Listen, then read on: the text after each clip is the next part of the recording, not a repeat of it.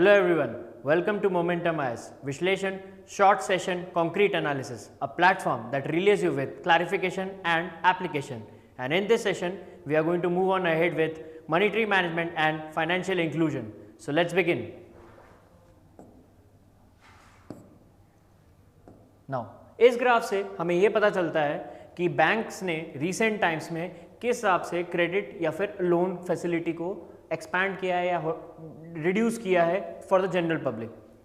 According to this graph आपको एक चीज़ दिखेगा कि अगर क्रेडिट रेट जो हम नॉर्मली इन्फ्लेशन मेजर्स जो हम देखते हैं repo rate, reverse repo rate के अकॉर्डिंग एंड उसके अकॉर्डिंग जो मॉनिटरी ट्रांसमिशन होता है to the banks from the RBI, उससे हमें एक चीज़ दिखेगा कि जब अराउंड 2019 के आसपास आपको एक चीज़ ऑब्जर्व होगी कि बाय 2018 तक जो एक ग्रोथ रेट को एक अच्छा खासा स्मूथ वे में जा रहा था, वो ग्रोथ रेट जब वो रिड्यूस होना स्टार्ट हुआ तो आपको बैंक क्रेडिट ग्रोथ भी रिड्यूस होता दिखेगा. नाउ अभी कोविड आया नहीं है बट उसके पहले ये चीज़ दिखनी स्टार्ट हो गई थी, बिकॉज उसी टाइम पे हम लोग 2019 के अराउंड हम लोग ये डिस्कशन ऑलरेडी स्टार्ट हो चुका था कि ग्रोथ रेट हमारा ऑलरेडी रिड्यूस हो चुका है. ग्रोथ रेट रिड्यूस होना मतलब ये नहीं कि GDP हमारी रिड्यूस चली गई है, उसका जो रेट ऑफ ग्रोथ है उससे डिक्रीज किया है. फॉर एग्जांपल मान लीजिए कि अगर 100 रुपीज़ था, अगर वो 110 होता, पहले साल 110 हुआ तो 10% का ग्रोथ हुआ है, पर अगले साल अगर वो 10% का ग्रोथ नहीं है, उससे कम है यानी 115 के अराउंड है, तो जो growth rate year on year basis में जो ग्रोथ रेट होना चाहिए वो रिड्यूस हो गया है. तो उस बेसिस में हम ये देख सकते हैं कि उसी टाइम पे एक जो कंज्यूमर कॉन्फिडेंस होता है वो कहीं ना कहीं रिड्यूस होता दिख रहा था एंड उसी अकॉर्डिंग बैंक्स ने भी ये चीज़ देखा. एंड ये वो टाइम भी था 2018 जब आयरलैंड FS का डिफॉल्ट क्राइसिस हुआ भी था, तो उसके बाद से जो बैंक क्रेडिट जो फैसिलिटी थी वो थोड़ी रिड्यूस हुई थी, जिस वजह से हमें ये ग्राफ थोड़ा रिड्यूस होता दिखेगा. हाउएवर आपको यहाँ से फिर वो स्पीक आपको फिर एक दिखेगी. क्यों? क्योंकि ये वो पीरियड था जहाँ पे आपका कोविड-19 स्ट्राइक आउट कर चुका था. Remember this part.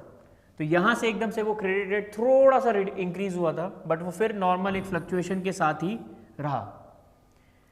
Apart from this आपको एक और चीज़ क्या देखना चाहिए कि इसी इकोनॉमिक सर्वे की इस ग्राफ के थ्रू आप एक और रेफरेंस ले सकते हैं इकोनॉमिक सर्वे ऑफ 2019 का. क्यों? क्योंकि वहाँ पे हाउसिंग फाइनेंशियल इंस्टीट्यूशंस में जो मिसमैच आया था या फिर इंफ्रास्ट्रक्चर डेवलपमेंट में जो NBFCs को जो मिसमैच फेस करना पड़ा था कि वो शॉर्ट टर्म में लोन्स लेते थे एंड लॉन्ग टर्म लोन्स का पेमेंट करना पड़ता था, तो वो जो मिसमैच और जो डिफ़ॉल्ट पेमेंट हुआ, क्राइसिस आई, उस वजह से भी ये एक इशू था. तो एज अ रेफरेंस आप इस चीज़ को भी देख सकते हैं. Moving on to the next graph. Apart from this इस ग्राफ में एक और चीज़ आपको देखना चाहिए कि जो आपका मॉनिटरी ट्रांसमिशन था वहाँ पे भी आपको ये ध्यान रखना पड़ेगा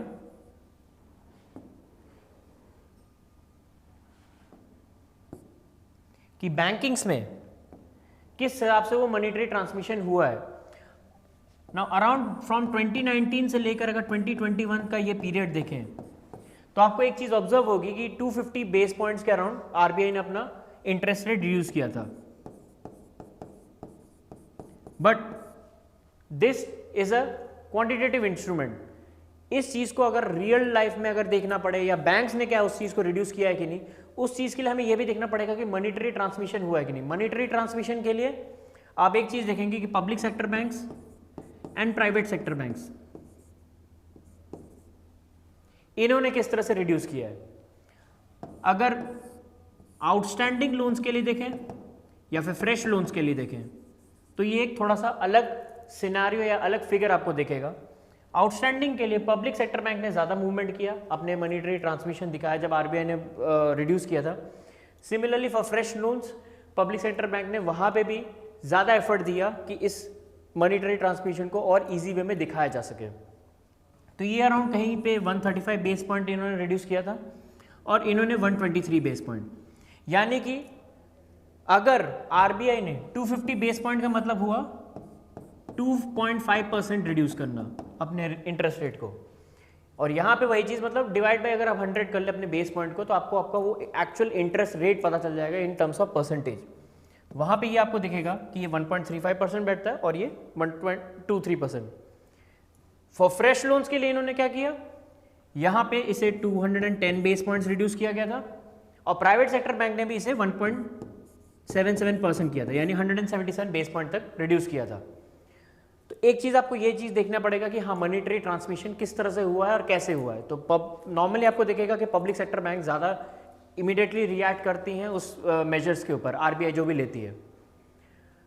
नाउ इन दिस पैराग्राफ आपको एक चीज़ ये भी दिखेगी कि अब जो हमारे बेसिक जो इकोनॉमिक सेक्टर्स हम कहते हैं, प्राइमरी सेक्टर, सेकेंडरी सेक्टर या टर्शियरी सेक्टर, उसमें किस तरह से क्रेडिट फ्लो हुआ है, उस अकॉर्डिंग हमें एक चीज़ दिखेगा। अभी आप फॉर द टाइम बिंग अगर पर्सनल लोन को हटा दें फॉर द टाइम बिंग, तो आपको एक चीज़ ऑब्जर्व ये होगी कि इसमें आपका सबसे ज़्यादा किसको लोन फैसिलिटी प्रोवाइड की गई है, वो है आपका एग्रीकल्चर एक्टिविटीज़ में ग्रोथ हुआ है। ये ईयर ऑन ईयर ग्रोथ की बात हो रही है, तो सबसे ज़्यादा एग्रीकल्चर ने एलाइड एक्टिविटीज़ को ट्रांसफर हुआ है, उसके बाद आपका industry and third is services. Now industries का इतना कम क्यों है, इसका एक बहुत बड़ा रीज़न ये है कि इंडस्ट्री आज के डेट में भी अगर साइज बाई साइज डिफाइन करें, मतलब micro, small and medium and large, तो आपको एक चीज़ दिखेगा कि मीडियम इज द वन जो बैंक्स में सबसे ज़्यादा क्रेडिट लेती है, जो कि आपको दिखेगा अगर ओवरऑल वे में देखा जाए तो अगर इंडस्ट्री को जितना गया है क्रेडिट ग्रोथ जितना हुआ उसमें सबसे ज़्यादा बड़ा कंट्रीब्यूशन इनका रहता है 48.7%। लार्ज इंडस्ट्रीज जो होती हैं वो मेनली आपको एनबीएफसीज की तरफ दिखेंगी, जो वहाँ पे जिन्होंने अप्रोच किया है। तो ये कुछ चीज़ें हो गई। अपार्ट फ्रॉम दिस अगर ओवरऑल में देखा जाए जहाँ पे पर्सनल लोन भी ऐड होता है, तो आपको दिखेगा कि जो क्रेडिट ग्रोथ जो बैंक पे जाती हैं वो सबसे ज़्यादा पर्सनल लोन की तरफ रहती है। तो ये एक बहुत बड़ा फैक्टर है जो आपको ध्यान में रखना पड़ेगा कि सेक्टर बाय सेक्टर कैसा क्रेडिट ग्रोथ हुआ है बैंक्स के टर्म्स में, sector wise and personal loan के टर्म्स में कैसा है, एंड अगर इंडस्ट्री के टर्म में भी सबसे ज़्यादा कहाँ से आता है। Now moving on to the next graph. Now here once we enter into the NBFCs, हमें वो सारी चीज़ें रखनी पड़ेगी कि एनबीएफसीज कौन से एक्ट से बनती हैं, क्या सारी एनबीएफसीज आरबीआई के अंडर सुपरविजन में आती हैं या नहीं। ये सारे छोटे छोटे पॉइंट्स आप एज अ इस ग्राफ को स्टार्ट करने से पहले या monetary management as a chapter economic survey को स्टार्ट करने से पहले आपको ये सारे ग्राफ्स को स्टार्ट करने से पहले आपको ये सारे कॉन्सेप्ट देख लेने पड़ेंगे। क्रेडिट ग्रोथ फ्रॉम एनबीएफसीज अगर देखा जाए तो परसेंटेज वाइज आपको नॉर्मल दिखेगा इन terms of GDP ratio, sorry, कि ये आज के डेट में 13.7% स्टैंड करता है, जो कि समवेयर अराउंड 12.1 था पहले, 12.2, 11.5, 9.6। यानी लास्ट 5 ईयर्स में अगर यूपीएससी ने ये पूछा कि एनबीएफसी का क्रेडिट ग्रोथ हुआ है कि नहीं, यूनिफॉर्मली इंक्रीज हुआ या यूनिफॉर्मली डिक्रीज हुआ है, तो आप उसका आंसर हमेशा इनकरेक्ट बोलेंगे, कंसिडरिंग कि ड्यूरिंग दिस पैंडेमिक पीरियड ये कहीं ना कहीं थोड़ा सा डिप किया था। अपार्ट फ्रॉम दिस एनबीएफसीज का अगर बहुत बड़ा चंक आप देखना चाहेंगे कि कहाँ पे जाता है सबसे ज़्यादा, तो सबसे ज़्यादा आपका हम लोगों ने लास्ट वाले में डिस्कस किया कि इंडस्ट्रीज के पास जाता है,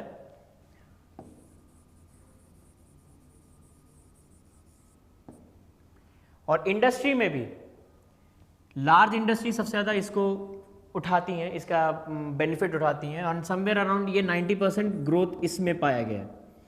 next is our personal loan.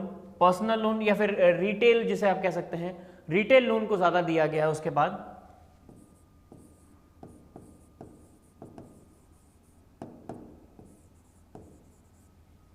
And then आगे फर्दर सर्विसेज हो गई, नॉन फूड क्रेडिट हो गए, ये सारे सेक्टर्स एनबीएफसीज के लिए मामले में आ जाएंगे। तो इस तरह से हम क्रेडिट ग्रोथ एनबीएफसीज का सेक्टर बाय सेक्टर भी चेक कर सकते हैं एंड कैसा ट्रेंड रहा है वो भी देख सकते हैं in terms of GDP ratio. So moving on to the next thing, now before we move on to the banking sector के अलावा अब हम इक्विटी मार्केट या मनी मार्केट की तरफ मूव ऑन करें, उसके पहले हम ये भी देख लेंगे बैंकिंग सेक्टर से रिलेटेड और क्या क्या प्रोविजंस हैं जो बहुत ज़्यादा इंपॉर्टेंट होती हैं टू अंडरस्टैंड कि हाँ ये चीज़ें जो इंपॉर्टेंट है एग्जाम के पर्सपेक्टिव में। उसमें सबसे बड़ा एक ये है DICGC यानी deposit insurance and credit guarantee corporation of India. ये मेनली एक्ट इसलिए बनाया गया था या फिर ये ऑर्गेनाइजेशन इसीलिए बनाई गई है ताकि आपका अगर बैंक्स कल के दिन में क्लोज डाउन होने के फॉर्म में हो तो, और उसी टाइम पे अगर कंज्यूमर के कॉन्फिडेंस को भी मेंटेन करना है, तो उस चीज़ के लिए ऑर्गेनाइजेशन बनाई गई थी। एंड क्यों ये आज के डेट में इतना ज़्यादा इंपॉर्टेंट है, क्योंकि रिसेंटली 2019-2020 में ही या फिर 2021 में कह सकते हैं, इसके एक्ट को अमेंड किया गया था, जिसमें ये डिसाइड किया गया कि जो पेमेंट होना होगा जब बैंक अगर क्लोज डाउन हुई, तो पहले जो बैंक अकाउंट्स को एक पेमेंट होना होता है कि ताकि वो return before closing those bank consumers या फिर जो डिपॉजिटर्स हैं उनको उनका पैसा मिले।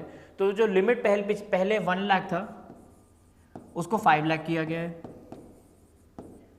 अपार्ट फ्रॉम दिस आपको और क्या क्या चीज़ याद रखनी चाहिए DICGC से रिलेटेड, कि कौन कौन से अकाउंट के वो पेमेंट नहीं करेंगे, यानी स्टेट बैंक के अकाउंट्स हो गए या सेंट्रल गवर्नमेंट के अकाउंट्स हो गए, इन सब चीज़ों के वो इस चीज़ का रीपेमेंट नहीं करने वाला अगर बैंक क्लोज डाउन हो रही है। अपार्ट फ्रॉम दिस एक्सेप्शन के अलावा आपको ये ध्यान रखना चाहिए कि लिमिट क्या है, टाइम लिमिट क्या है एक एक चीज़ का, कि कैसे कैसे ये इंफॉर्मेशन या पेमेंट होना है। तो इसमें आपको 90 डेज का टाइम पीरियड मिलता है, जिसका एक ओवरऑल ब्रेकडाउन है कि फर्स्ट 45 डेज में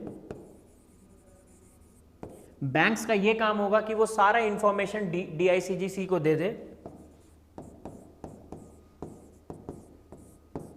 कि वो कौन कौन से अकाउंट्स हैं जिनका पेमेंट होना है इस लिमिट तक। Next, after receiving this for 45 days, next 30 days का टाइम लिमिट मिलता है DICGC को कि वो इसे वेरीफाई करेगी कि ये जो डेटा प्रोवाइड किया गया है वो सही है कि नहीं। And once this data is provided and verified, उसके बाद अगला 15 डे का जो गैप होता है उसमें आप इनका काम होता है कि अब वो पेमेंट कर दें। हाउएवर DICGC के बोर्ड के पास ये भी रूल है, ये भी पावर है कि वो ये भी डिसाइड कर सकते हैं कि क्या ये टाइम पीरियड रिड्यूस करना है, इंक्रीज या कि करना चाहिए या नहीं करना चाहिए, उस चीज पे भी बात होती है। Next is digital payment index. ना ये क्यों इतना इसको क्यों देखना चाहिए, इसे क्यों इतना ऑब्जर्व करना चाहिए, कंसिडरिंग कि रिसेंटली RBI ने अपना डिजिटल पेमेंट इंडेक्स फिर से निकाला था और रिसेंटली ये अबव 300 जा चुका है। डिजिटल पेमेंट इंडेक्स नॉर्मली इस चीज के लिए होता है, हमने सबसे फर्स्ट सेशन में भी इस चीज को डिस्कस किया था कि डिजिटल पेमेंट इंडेक्स इसलिए भी एक तरह से दिखाता है कि आपका डिजिटल पेमेंट का इकोसिस्टम कितना डेवलप हुआ है या पेनिट्रेशन कितना इंक्रीज हुआ है। एंड रिसेंटली आपको ये दिखेगा कि बहुत ज़्यादा हुआ भी है, क्योंकि कंसिडरिंग कि UPI पेमेंट या ऑनलाइन पेमेंट जिस तरह से पोर्टल्स हमारे एक्सपैंड हो रहे हैं या इकोसिस्टम कितना बढ़िया होता जा रहा है, उस वजह से भी डिजिटल पेमेंट हमारा बहुत ज़्यादा एक्सपैंड भी हुआ है। इसके 5 पिलर्स हैं जिसके बेसिस पे डिजिटल पेमेंट इंडेक्स निकाला जाता है। सबसे पहला आप कह सकते हो जो जिसका सबसे बड़ा वेटेज होता है वो है आपका पेमेंट परफॉर्मेंस, यानी आपका जो पेमेंट आप जिसको कर रहे हो क्या वो इजीली हो गया, सक्सेसफुल था या नहीं, वो चीज़ चेक करता है और इसका वेटेज करीब रहता है 45% के अराउंड। नेक्स्ट आप कह सकते हो पेमेंट एनेबलर, कि जो इकोसिस्टम ओवरऑल वे में है वो कैसा है, बैंकिंग एजेंट्स होते हैं जो जाके इजी टू जाके रिमोट लोकेशंस पे जाके अकाउंट्स ओपन करवाना, ये सारी चीज़ें इजीली है कि नहीं, और ये बैठता है समवेयर अराउंड 25%। नेक्स्ट आता है आपका पेमेंट इंफ्रास्ट्रक्चर। पेमेंट इंफ्रास्ट्रक्चर के भी 2 डिफरेंट वर्टिकल्स हैं और एक वर्टिकल है आपका सप्लाई साइड, यानी कंज्यूमर क्या या फिर बैंक्स क्या सप्लाई कर रही हैं in terms of ATM cards हो गए, डेबिट कार्ड्स हो गए, इस टाइप को, इसका वेटेज रहता है somewhere around 15%। Next is payment infrastructure for demand side, कि कंज्यूमर ने किस अकॉर्डिंग डिमांड किया है, जैसे POS हो गए, ये सारे पॉइंट ऑफ सेल के कार्ड के थ्रू एंटर करके आपने पेमेंट कर दिया, इसका वेटेज होता है समवेयर अराउंड 10%। एंड लास्टली आप कह सकते हैं कंज्यूमर सेंट्रिसिटी, यानी कंज्यूमर की वैल्यू कितनी दी गई है, और इसका वेटेज होता है समवेयर अराउंड 5%। इसके अलावा डिजिटल पेमेंट इंडेक्स में आपको क्या और ध्यान रखना चाहिए कि base year digital payment index का क्या लिया गया है, और वो है 2018, और ये साल में 2 बार आता है, यानी 6 months a year आता है with a time lag of 4 months। तो ये कुछ बेसिक एट्रीब्यूट्स या पैरामीटर्स हैं जिसको आपको ध्यान रखना पड़ेगा कंसिडरिंग डिजिटल पेमेंट इंडेक्स से रिलेटेड अगर क्वेश्चंस आ गए। ऑप्शन वाइज अगर इसी में से दे दिया या फिर DICG से रिलेटेड इसमें से कुछ दे दिया। And next is factoring. Factoring इसलिए इंपॉर्टेंट हो जाता है कंसिडरिंग कि रिसेंटली कौन से एसेट रिस्ट्रक्चरिंग रिकंस्ट्रक्शन कंपनीज जो अभी बने हैं, जैसे NARCL हो गए, ये टाइप के जो बने हैं, तो उसमें आपको मेनली आप ये नॉर्मल ध्यान रख सकते हो कि फैक्टरिंग या फिर जो थर्ड पार्टी के थ्रू जो मतलब उन डिफ़ॉल्ट पेमेंट्स को हैंडल करने के लिए जो बैंक्स यूज़ करती हैं उसको, उस चीज़ के लिए हम फैक्टरिंग बोलते हैं। और ये फैक्टरिंग एक्ट के अंडर ये सारे बॉडीज़ आती हैं और ये सारी नॉर्मली आपके आरबीआई या एनबीसीएफसी इनके थ्रू ये बॉडीज़ बनाई जाती हैं। बट फैक्टरिंग को भी आपको जानने के लिए आपको ये जानना पड़ेगा कि दो पॉइंट्स होते हैं मेन। तो एक तो होता है, एक तो bill discounting which is very much different that of factoring. Bill discounting में भी ये चीज होता है कि बैंक्स एक सर्टेन पार्ट ऑफ अमाउंट जो उनके लॉसेस में चल रहे हैं या जिनका एंड वो अपने आप में नॉन परफॉर्मिंग एसेट बन चुका है, वो एक certain part of amount third party को देती है। एंड थर्ड पार्टी पे उतनी ज़्यादा रिस्पॉन्सिबिलिटी नहीं रहती जितनी बैंक्स के पास रिस्पॉन्सिबिलिटी रहती है कि उस चीज़ का रीपेमेंट या फिर पेमेंट वापस ला सके into the ecosystem rather than making it as a loss asset. While तो बिल डिस्काउंटिंग में मेन रिस्पॉन्सिबिलिटी बैंक्स की ही रहती है। फैक्टरिंग में क्या हो गया, फैक्टरिंग में ये होगा कि एक पूरा का पूरा चंक ही जो लॉस्ड एसेट है उसको वापस कर दिया, मतलब इन्हें दे दिया। एंड देन जो फैक्टरिंग बॉडी है या फैक्टरिंग ऑर्गेनाइजेशन है उसका काम होगा कि उस रीपेमेंट को किसी तरह वापस लाए। यानी बैंक्स अपने आप को, अपने डेब्ट्स को किसी तरह क्लियर ऑफ करते हैं, अपने बैलेंस शीट को क्लियर करती है, बाकी उसके बाद मूव ऑन कर सकती है ताकि नॉर्मल बैंकिंग इकोसिस्टम या बैंकिंग सर्विसेज इजी वे में रन आउट हो सके। तो ये सारी चीज़ आपको ध्यान रखनी पड़ेगी for DICGC digital payment index just after completing the monetary management, अगर आपका बैंकिंग इकोसिस्टम आपने फिनिश कर लिया है। Now moving on to the next graph, here we are going to talk about कि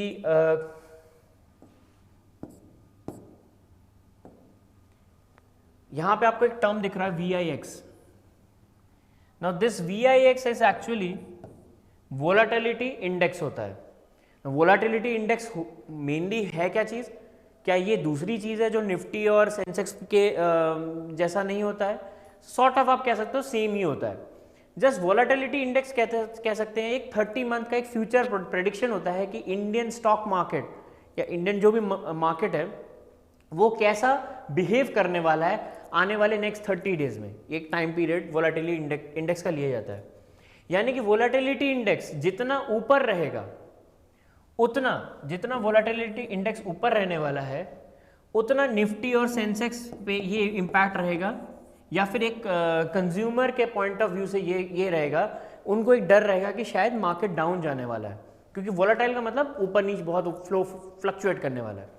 जितना ये आपका वोलाटिलिटी इंडेक्स डाउन रहेगा उतनी ये कोशिश रहती है कि ये चेक करने के लिए कि हाँ मार्केट थोड़ा स्टेबल रहने वाला है, इन्वेस्टमेंट के लिए एक बहुत ही माकूल एनवायरनमेंट है।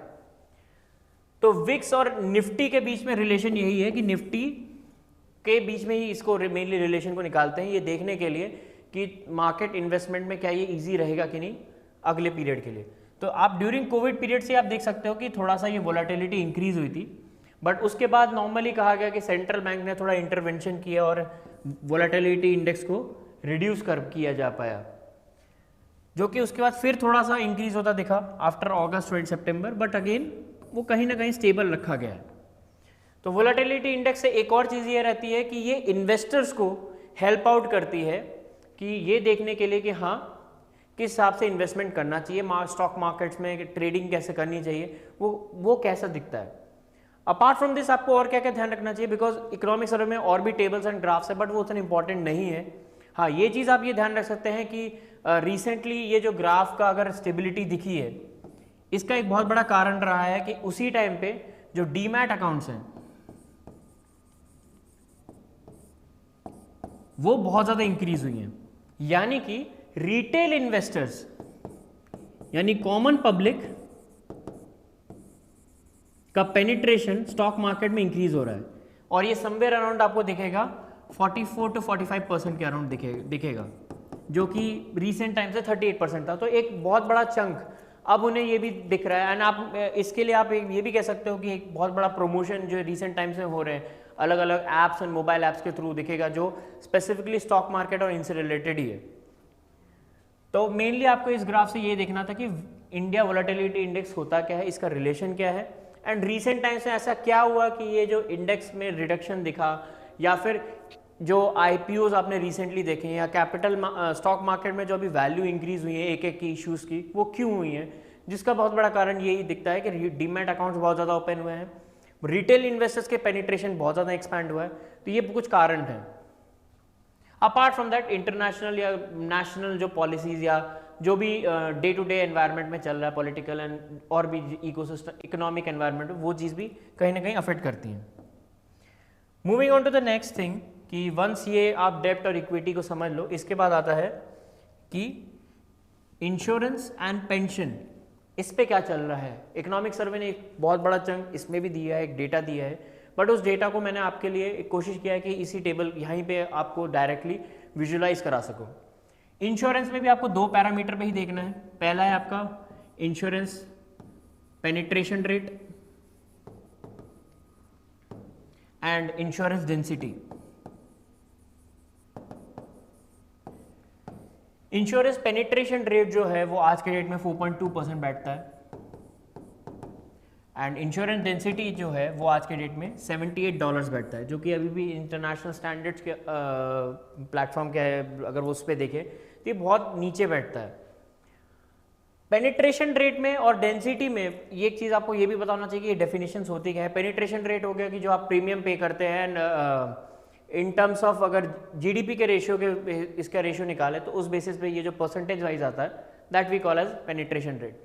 सिमिलरली डेंसिटी इज दैट कि वही प्रीमियम अगर मतलब रेशियो निकाले अगर in terms of number of population, तो वो चीज़ हमारा इंश्योरेंस डेंसिटी देती है। ना इंडिया में एक जनरल ट्रेंड ये रहा है कि अगर हम लाइफ इंश्योरेंस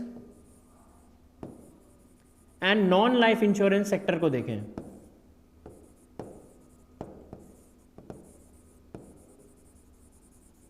तो हमें एक चीज मिलेगा कि आपका जो पेनिट्रेशन रेट है और आपकी जो डेंसिटी है वो किस हिसाब से जाती है। लाइफ इंश्योरेंस आज भी सबसे ज़्यादा पेनिट्रेशन रेट है और ये समवेयर अराउंड है 3.2% and non in life insurance का है 1%। तो इन दोनों को आप सम करेंगे तो आपको ओवरऑल पेनिट्रेशन रेट इंश्योरेंस का मिल जाएगा। सिमिलरली अगर इंश्योरेंस डेंसिटी देखना पड़े वो बैठेगा कहीं $59 एंड ये बैठेगा $19। इसका फिर से सम करेंगे तो आपको $78 मिल जाएगा। नाउ मैंने अगर कहा कि इंटरनेशनल स्टैंडर्ड से बहुत बिलो है तो ऐसा क्या है।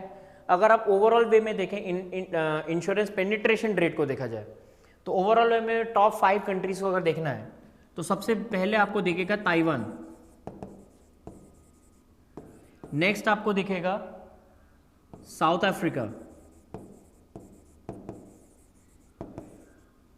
देन आपको USA, lastly south Korea and UK. Now ये वो कंट्रीज हैं जिनके जो पेनिट्रेशन रेट है ये 2 डिजिट्स में पाए जाते हैं एंड ये एक बहुत बड़ा अपने आप में शॉकिंग चीज़ है कि ताइवान का बहुत ज़्यादा पाया जाता है। नाउ अगर यूपीएससी ने कल के डेट में ये पूछ लिया आपसे कि ये 5 कंट्रीज दे दिया या इंडिया को भी इंक्लूड कर दिया या 4 कंट्रीज इसमें से कुछ दे दिया और इंडिया को भी इंक्लूड किया एंड पूछा कि इनमें से कौन सी वो कंट्रीज है जहाँ पे लाइफ इंश्योरेंस का penetration rate non life insurance के पेनिट्रेशन रेट से ज़्यादा है, तो आपको कुछ नहीं करना है, आपको ये बस ध्यान रखना पड़ेगा one of this is like that कि अब एक्सेप्ट यूएसए, यूके हो गया, साउथ कोरिया हो गया, साउथ अफ्रीका हो गया, ताइवान हो गया, इन सारे कंट्रीज में आपका पेनिट्रेशन रेट जो लाइफ इंश्योरेंस का है वो ज़्यादा है नॉन लाइफ इंश्योरेंस में। यूएस एक ऐसा कंट्री है जहाँ पे नॉन लाइफ इंश्योरेंस ज़्यादा लिए जाते हैं in comparison to life insurance. Now अगर यही चीज़ हमने अभी पेनिट्रेशन रेट की बात की, अगर डेंसिटी पे देखा जाए तो ये फिगर क्या बैठेगा, यहाँ पे सबसे ज़्यादा हाईएस्ट आ जाता है, सॉरी नंबर 1 आ जाता है यूएसए, देन आ जाता है आपका स्विट्जरलैंड, थर्डली नीदरलैंड,